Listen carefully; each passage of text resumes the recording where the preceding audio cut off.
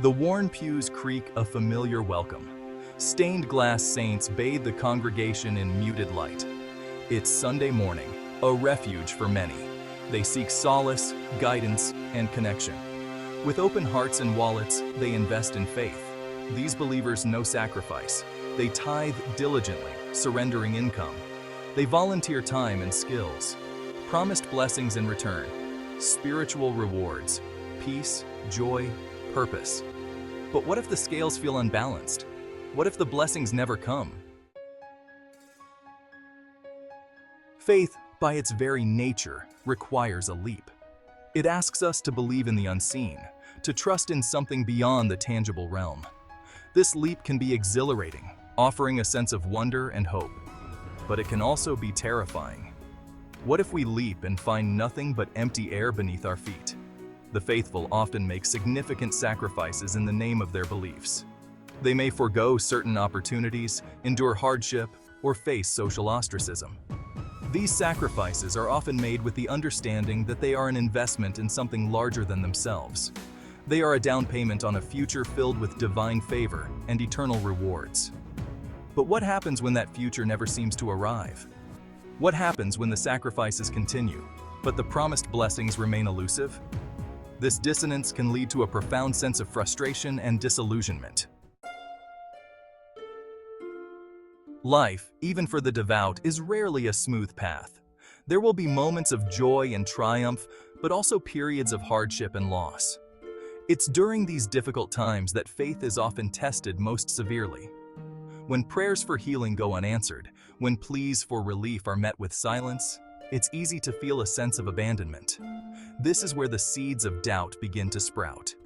The believer who has diligently followed the tenets of their faith, who has sacrificed and prayed with unwavering devotion, finds themselves facing the same struggles as those who live without such convictions. Their world feels unfair, imbalanced. The promised rewards seem like a cruel mirage, shimmering just out of reach.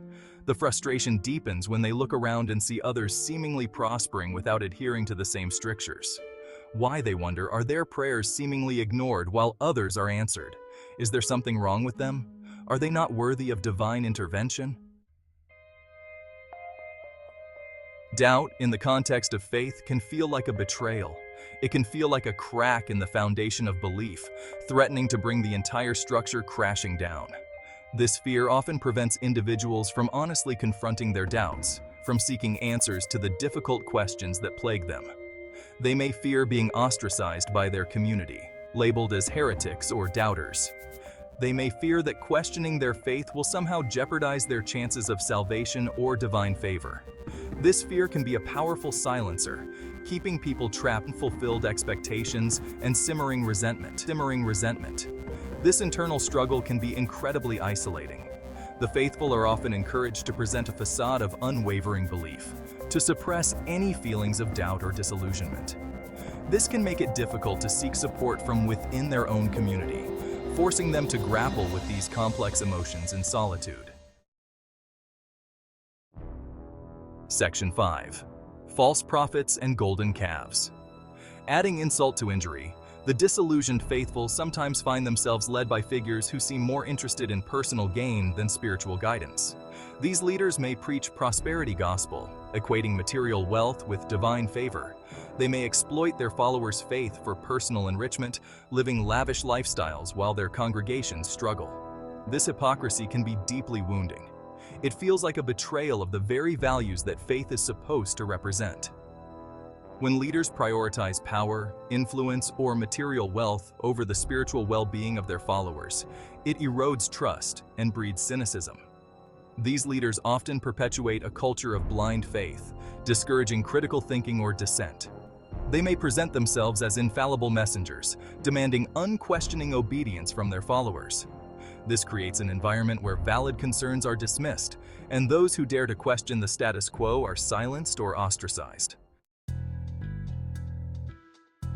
Section 6. The pulpit and the polls. The intersection of religion and politics can be a particularly fraught arena. When religious leaders endorse candidates or policies, it can create a sense of coercion among their followers. This blurs the lines between faith and political affiliation, Some feel deeply alienated from their religious communities, feeling like their voices are being ignored or silenced. This can lead to profound disillusionment, eroding the credibility of religious institutions. Section 7. A cycle of disillusionment. The frustration with faith often becomes cyclical. Disillusionment sets in, leading to doubt and questioning. These doubts are often suppressed, either out of fear or a desire to hold on to the comfort of familiar beliefs. This suppression only prolongs the cycle, allowing frustration to simmer beneath the surface. Promises of future blessings, of eventual rewards for their faith and sacrifice, can keep people trapped in this cycle for years. They cling to the hope that things will eventually improve, that their faith will be vindicated. But this hope, when repeatedly deferred, can become a form of self-inflicted torture. This cycle can be incredibly damaging, leading to feelings of anger, resentment, and spiritual burnout. It can also create a sense of profound disconnect from one's own faith, turning what was once a source of comfort and inspiration into a source of pain and frustration. Section 8. Time for reflection. It's time for an honest conversation about faith. A conversation that acknowledges the very real struggles, doubts, and frustrations that many believers experience. A conversation that moves beyond platitudes and easy answers, and instead creates a space for genuine exploration and questioning. This is not about abandoning faith altogether. It's about strengthening it. It's about building a faith that can withstand scrutiny, that can grapple with difficult questions, and that can emerge from these challenges more resilient and authentic. This conversation needs to happen within families, within congregations, and within religious institutions themselves. It requires empathy, compassion, and a willingness to listen to those who are hurting. It demands that we hold our leaders accountable for their actions, and that we create spaces where doubt is not seen as a threat, but as an opportunity for growth and deeper understanding.